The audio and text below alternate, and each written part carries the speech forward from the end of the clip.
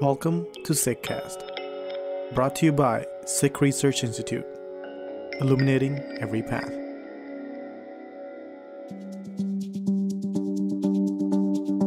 Hello, Guru Fateh. Welcome to the SikhCast. My name is Manpreet Singh. Thank you for being with us.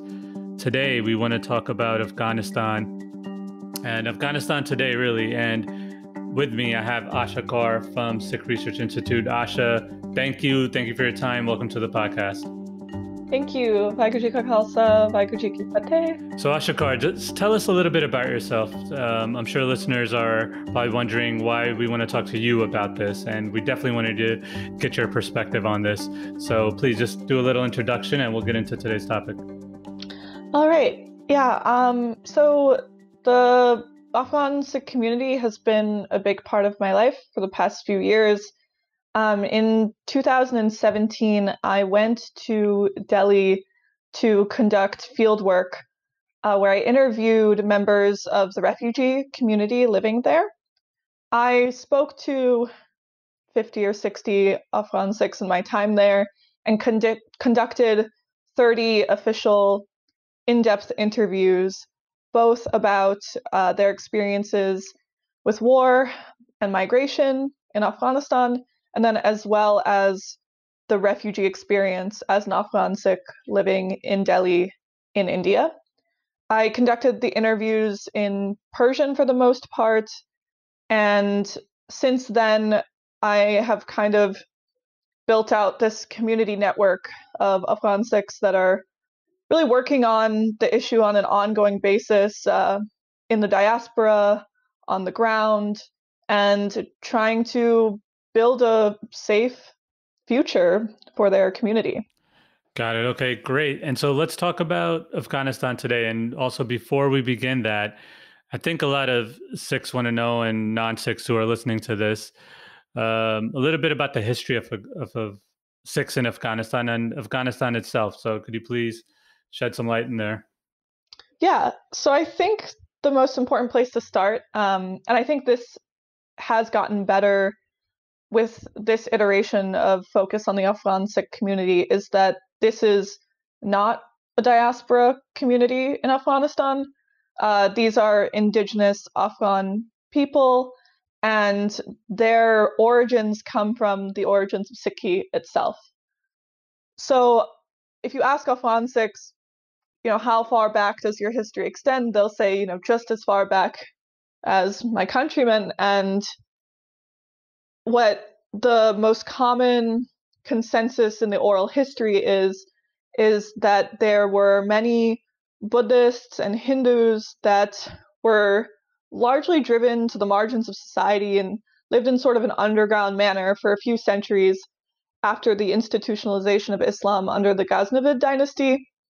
And when Guru Nanak Sahib passed through Afghanistan on his travels, the Shabad he revealed and his interactions with the locals inspired the creation of dharamshalas, or sanctuaries, for non-Muslims to live more freely and openly. And as a result, a group of people joined SikhRI.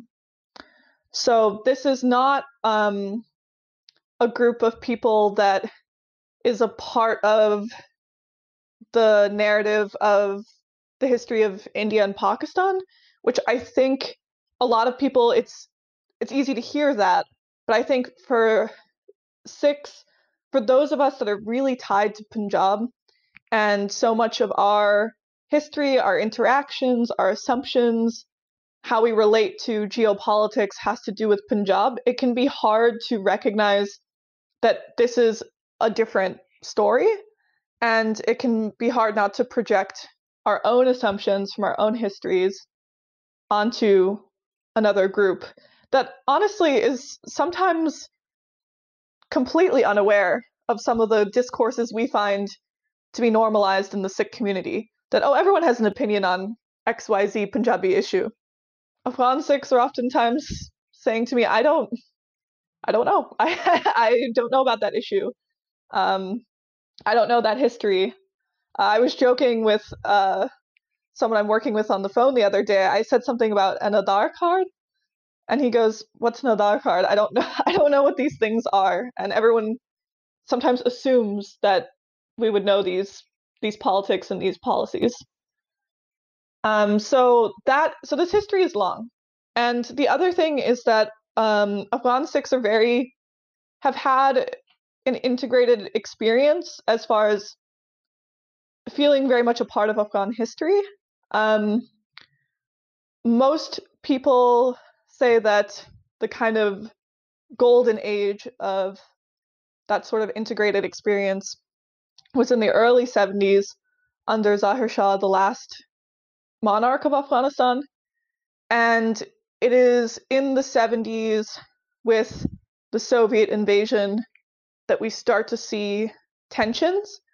But Afghan Sikhs served in the military, were subjected to largely the same rules and policies as others, lived in communities where, though they would speak their own dialects at home, outside of the home, they spoke Pashto and Dari with their friends and coworkers and employees. Every urban center in Afghanistan has a Sikh history in it. Every urban center in Afghanistan has a bazaar that Sikhs and Hindus ran. This was a community that was the backbone of the economy, that had an immense amount of very active role in production. And so though sometimes articles tend to say, oh, they had negligible numbers, from what we know at the peak of the population, and this is based on what elders in the community say, there were probably Hindus and Sikhs have been historically and still currently counted together in both the Afghan census and the voting lists. So roughly 150,000 in total, and Sikh elders estimate that probably 100,000 of those were Sikhs and 50,000 were Hindu.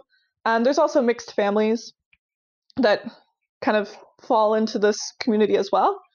But these aren't really negligible numbers when you think about the role that the community played in the country.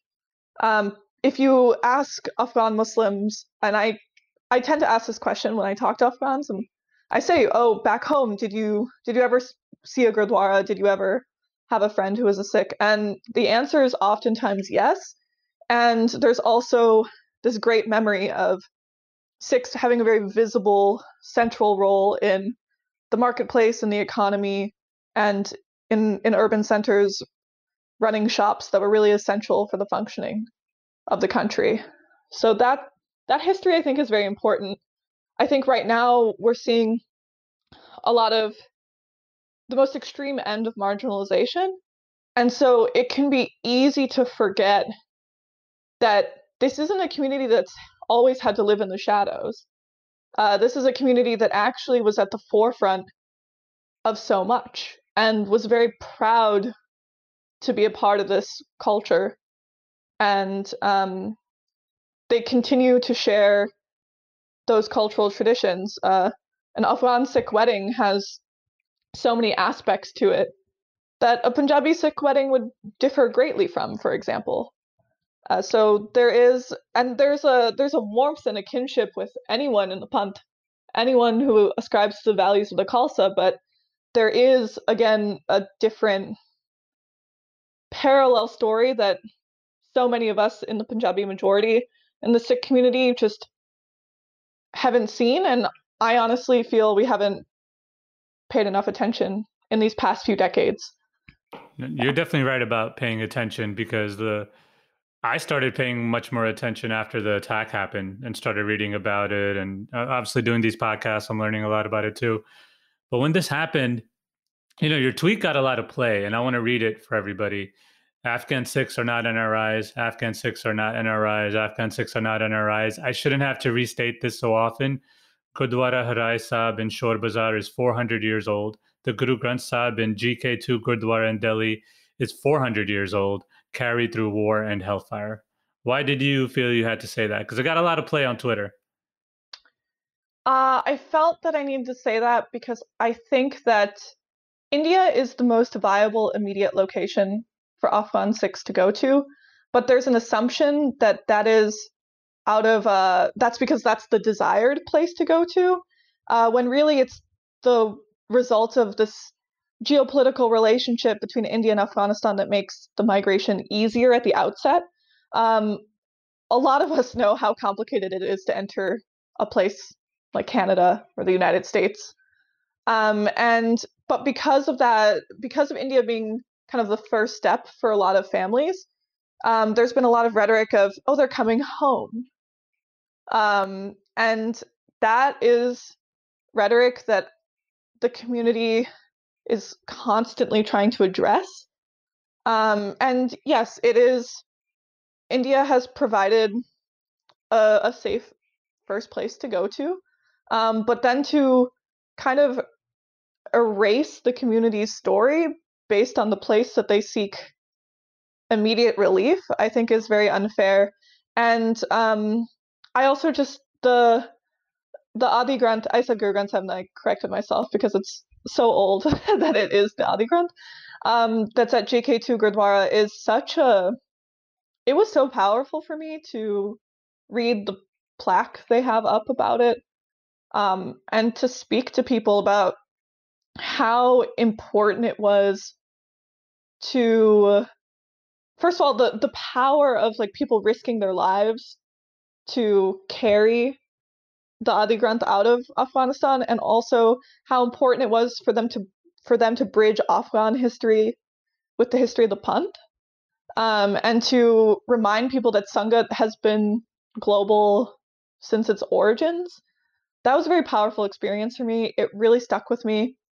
And I think that we can't adequately serve a community unless we know how they speak on their own terms and how they identify on their own.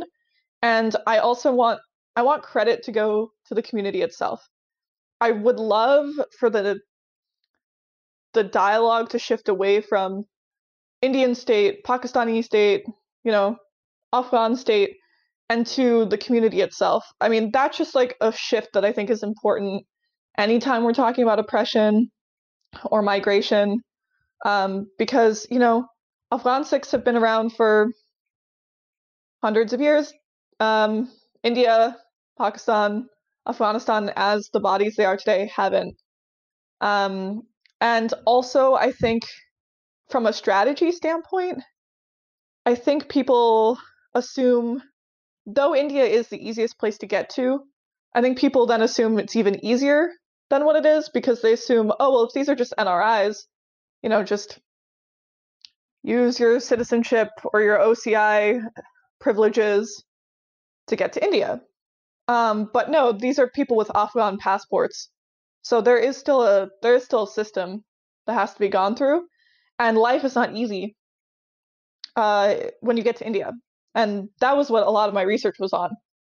Just how difficult it is from a legal perspective, even if the cultural aspect is a little easier. I spoke to many people who said, look, yeah, it's a linguistic environment that's fairly easy to assimilate to.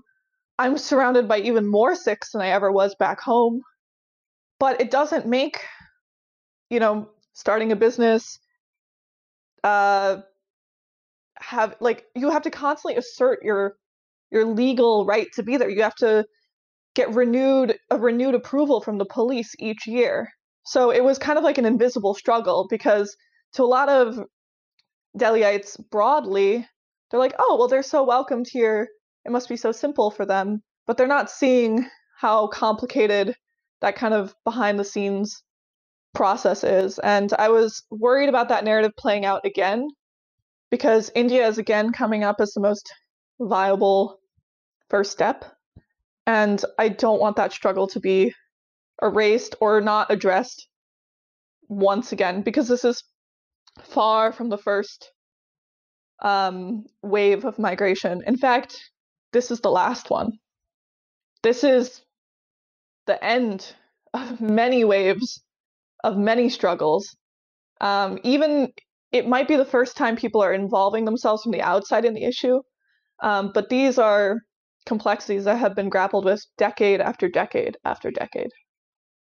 Okay, so now let's get to what's happening right now, what happened last week. Let's talk about it. Any new updates? I did podcast with Harinder what's about the attack. What have we learned since then? And what can you share with the listeners? So I think I actually would like to step back a little bit. I'm gonna quickly run through the history of this migration and the various juncture points, I think, for the community. So in the 70s, that's when people first started leaving. Then in the 80s, more people left. This is a very rough generalization. There are always outlying exceptions. And it's true not just for Afghanistan or for Sikhs, this is true pretty much anywhere where people with the most resources tend to leave first. They have better documentation, they have better connections abroad, and they have a more heightened awareness of what might be coming next. So a lot of prominent families left in the 70s and 80s. The peak, it might seem like this is, I don't really like comparing things, saying some things are bad and some things are worse, but I really want people to see that this level of desperation already occurred. It's just there wasn't a lot of awareness of it.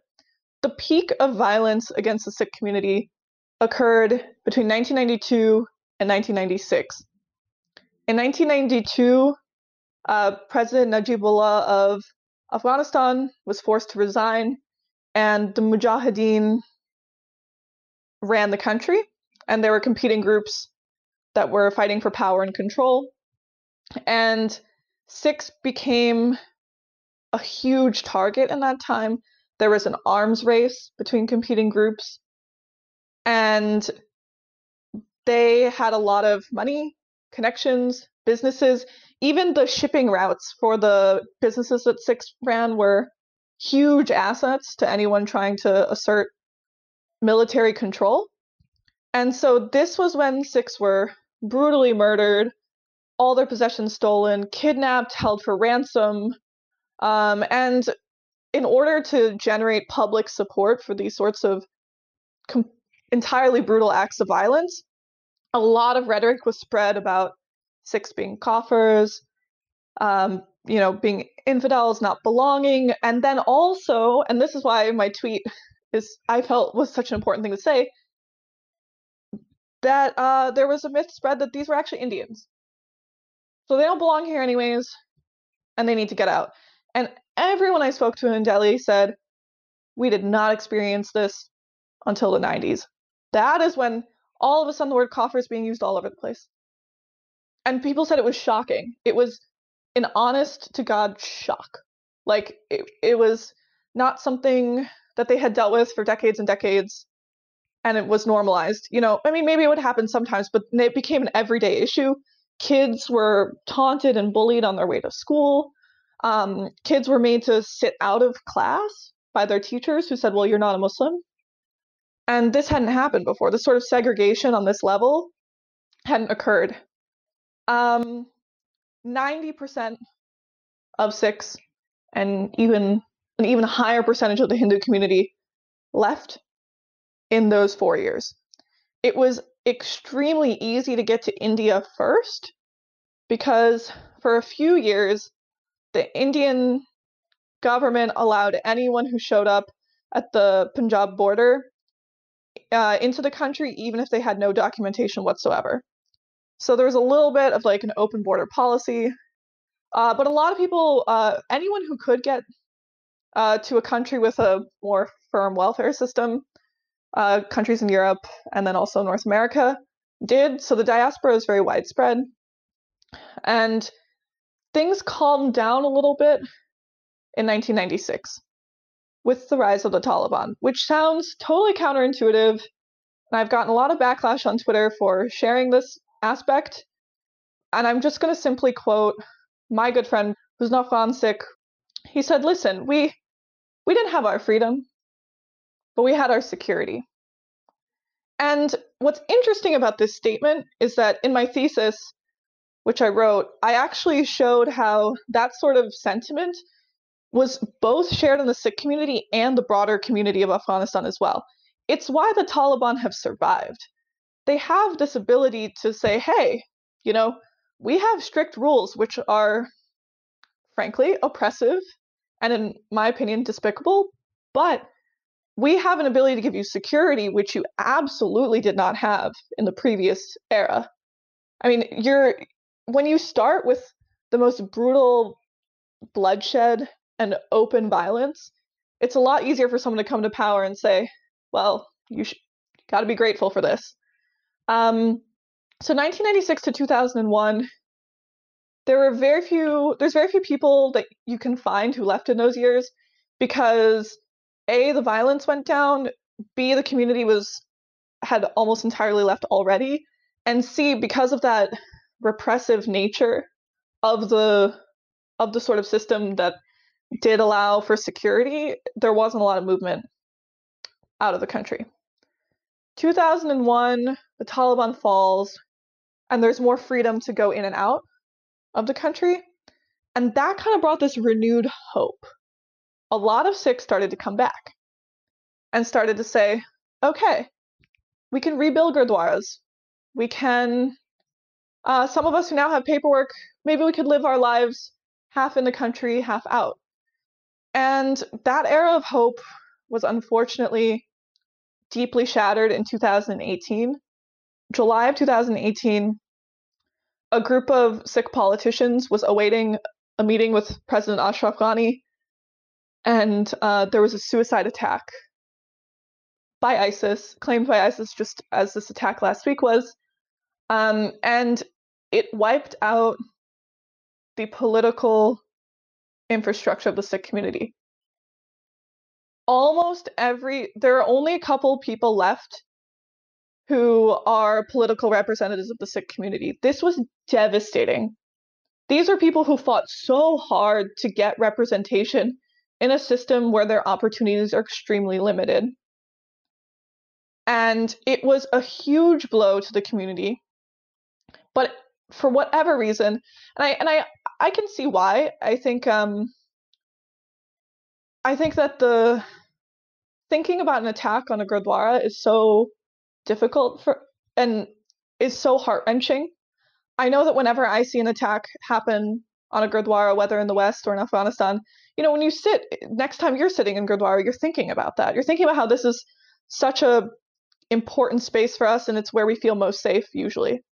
But I do want people to know that 2018 is that's when the conversation of "Are we done here?" started, and that's when hope really got fairly decimated, and that's when a lot of people said, maybe we're done here. So this attack in 2020 is like taking a bruised, bloody person and just like stabbing them. I mean, it is a blow on a blow. Any shred of hope that was left has like really been shattered now. And it is, unfortunately, there's been less opportunities for analysis. It is difficult to know exactly who is behind what in any act of terror. But unfortunately, it seems like these attacks are being very wrapped up in grand geopolitical rivalries. And the Sikh community that in Afghanistan, which is small and struggling, is taking the brunt of rivalries between India, Pakistan, Afghanistan, ISIS having its territorial dreams in Syria and Iraq kind of quashed. And there's just this small community that's already 99% displaced, scattered around the world, is facing the most extreme end of it.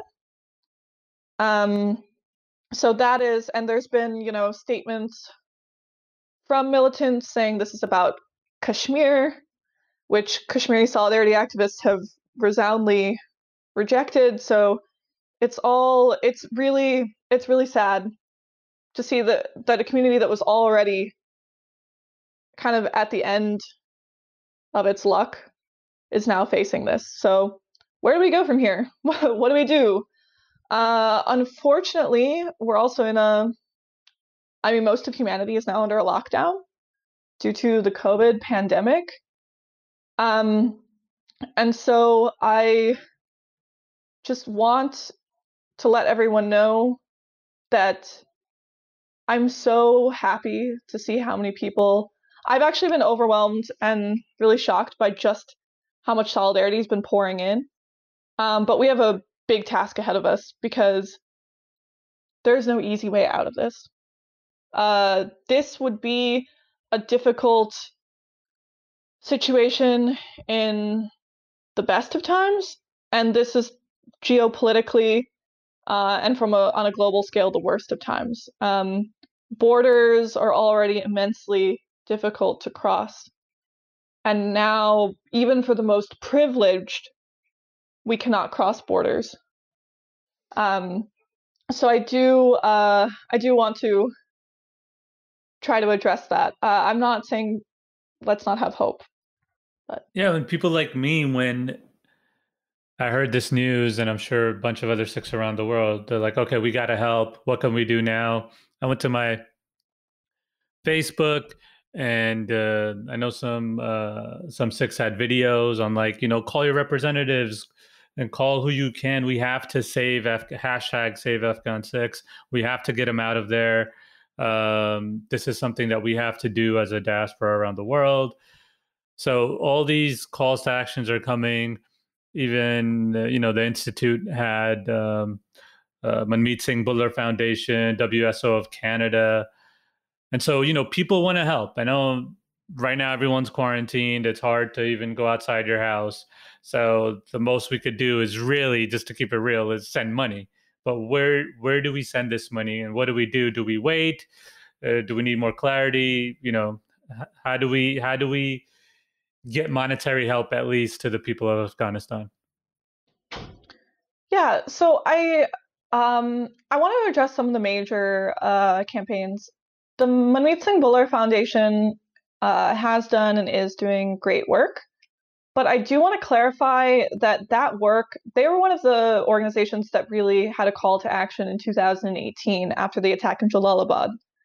And their goal was to resettle families affected by that attack. And they are still in the process of that resettlement plan. So I think that shows to us that even if you have the infrastructure, you have the money, and you have a goal, this does take time. So they're still in the process of that resettlement plan. The money they raise goes to that. We're kind of in this issue where the 2018 chapter is kind of open, and now 2020 chapter is starting, and there's a little bit of muddling between, okay, wait, which side are we dealing with? Are we dealing with the today, or are we still fixing up the plan started 2 years ago? So I just want to clarify that. Great organization, really important work, but that's what they are focusing on, which makes sense because no organization has the bandwidth to do everything. As far as today, World Sikh Organization has had an amazing fundraiser.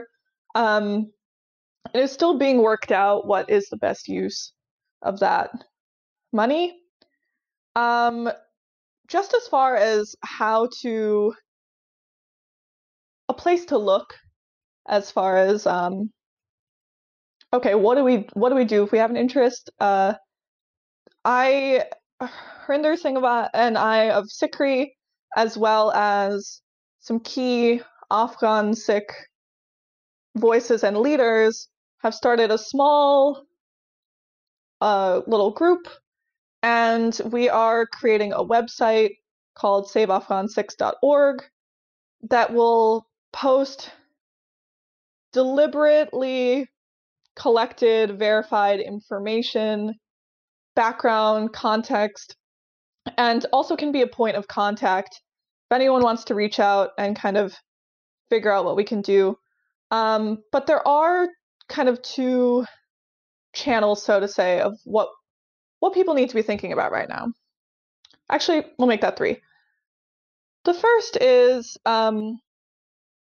helping in the immediate situation with vulnerable families in Afghanistan.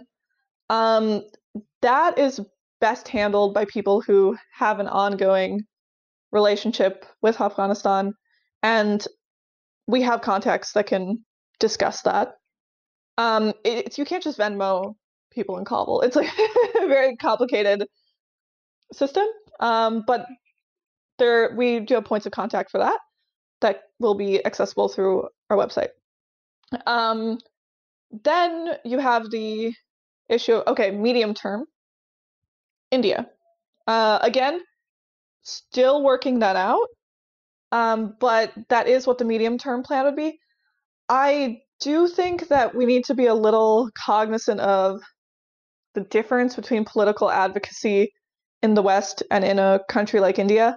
I think that, so if people are going to come to Canada or the US or the UK or any European Union member state, they will have to come to India first, and it'll take a few years for any paperwork to be processed to come to the West. So I think keeping that frame in mind when we reach out to MPs or members of Congress is really important.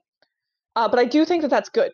People should reach out, but they should phrase it that way, because sometimes when we don't phrase things accurately, then representatives don't take people seriously. Now, as far as India, I'm just going to be honest. The political context is different. The way citizens interact with their representatives is different. I don't think the petition strategy is viable. So I would shy away from any petitions that are trying to say, okay, India is going to respond to us because we gathered this many people who asked, because that is just something that operates much better in the way the US, Canada, UK, etc. are set up politically. But we do need to, if India is the medium-term plan, there are so many things that need to be done. And also the community that's left in Afghanistan, many of them are quite vulnerable, don't have a lot of, they don't have assets. A lot of them are widows. They may not have an education. So there are going to be a lot of fantastic opportunities down the line to help people get settled in, to where they get them a place to live, job training, skills training, helping people with their paperwork process. I do have to say, though, that this is today, April 4th, 2020. Everything's changing day by day. There is no plane that is leaving Afghanistan right now to go to India that will have Afghan Sikh passengers on it. I'm saying this April 4th. This could change, but there is not really a prospect of making an exception to a very rigid national lockdown and visa suspension. So I do want to say that very clearly, because I think there are, the rumors float around sometime. So we are dealing with the COVID issue. It may not be right away that people get out. So I just want to settle that a bit. But I do want people to know that this is, even in the best of times, we'd be playing a long game here. So it's okay. It is okay. And I don't want people to feel guilty that they're having to participate in a long game and not necessarily the short-term relief game. It is okay. You're not failing right now. You're doing the absolute best you can. But if people do want to email the email that will be on our website for saveafghansikhs.org, we can talk about those short-term channels. Things have to be done on a much more contact-to-contact basis with all the political complexities, security issues, all the things that make it impossible to do these sort of things that would be simple in our context. When we do fundraisers, it's easy to pass money from one person to the next. It's easy to get things to people. So this is a learning exercise, but I do encourage everyone to check out the website. I think it'll help immensely. And our goal is to just create a clear picture so people aren't kind of having to take bits and pieces and put them together themselves. Just lay it out, and then people can make an educated and informed decision in their advocacy. No, thanks for that, Asha. I think that's very important. And it's very important to separate facts from rumors, because it's a lot, at least in American culture, it gets mixed in very easily. But I'm glad that saveafghansikhs.org will be up soon, you think? How long? Well, I'm supposed to have a conversation today about publishing it. Okay. So. All right. Great. Because one of the things that happens is, and this might be human nature, but just, I noticed this as being in America too, like a month from now, we're going to be talking about something else. Yes. And so I want to make sure, and I'm going to try my best, and I'm sure, people at the Institute will try their best, that we have monthly updates until we get to some sort of, it's not going to be a resolution, but some sort of path forward that's working. So I'll try my best to keep everybody informed and to have people like you on, so we do not forget this issue. But I really appreciate your time. I'm going to give it back to you for some final thoughts for the listeners, and then we'll wrap this up. Yeah, I think that's a really important way to end. That we're gonna be in this for a long time.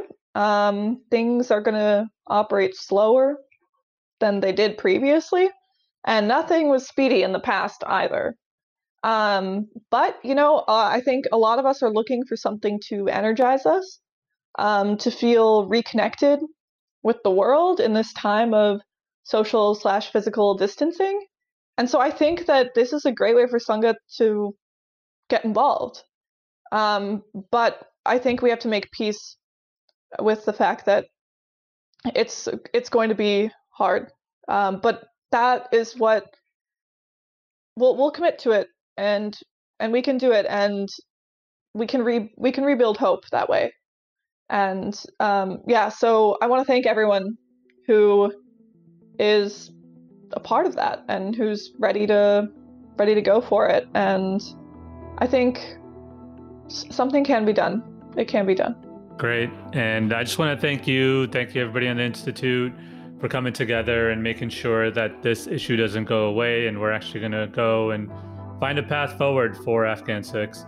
So Asha, thanks for being here. Thanks for your time, your research, and I really hope to talk to you again very, very soon. Thank you. Thank you. Waheguru Ji Ka Khalsa, Waheguru Ji Ki Fateh. Waheguru Ji Ka Khalsa, Waheguru Ji Ki Fateh.